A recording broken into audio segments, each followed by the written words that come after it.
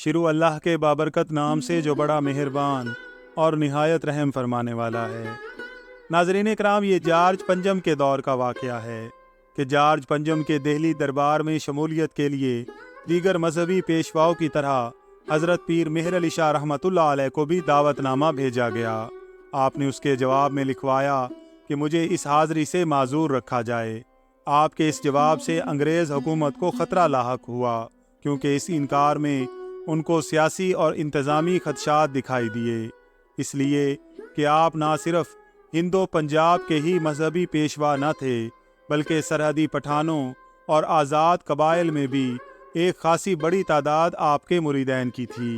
اس صورتحال میں راولپنڈی کے کمشنر نے پہلے ایک پٹھان مجسٹریٹ ڈپٹی مظفر خان کو اور پھر آپ کے ایک مخلص ارادت مند شیخ احمد کو آپ کی خدمت میں بھیجا۔ انہوں نے آپ سے عرض کی کہ آپ کو سفر کے دوران کوئی تکلیف نہ ہوگی، آپ کے لیے ٹرین کا ایک علیحدہ ڈبہ ریزرو کرا دیا جائے گا، اور صرف ایک دن کے لیے جبکہ شہنشاہ مذہبی رہنماؤں کا سلام لیں گے، آپ کو دربار میں جا کر اس کے حق میں دعا کرنا ہوگی۔ آپ پھر بھی رضامند نہ ہوئے اور کمشنر کی روبکار پر تحریر فرمایا کہ میں ایک درویش ہوں، اور درویشوں کی حاضری بادشاہوں کے درباروں میں کبھی مناسب خیال نہیں کی گئی۔ تاہم اس حکومت کے دور میں ہمارے سچے مذہب اسلام کے ارکان پر کوئی پابندی نہیں ہے، اس لیے میں بادشاہ کے حق میں یہی دعا کرتا ہوں۔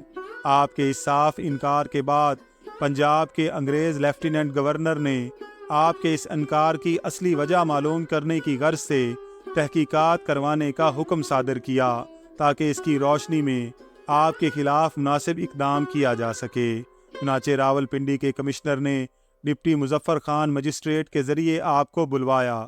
ڈپٹی صاحب نے آپ کی خدمت میں حاضر ہو کر عرض کی کہ اگر آپ کمشنر صاحب سے ملاقات کر لیں تو یہ معاملہ رفع دفع ہو سکتا ہے، اور ٹرین کے ذریعے آنے جانے میں صرف 3 گھنٹے صرف ہوں گے، اور اگر آپ عصر کے بعد حسب معمول سواری کے دوران جاتے وقت کمشنر صاحب سے مل لیں اور بھی کم وقت لگے گا۔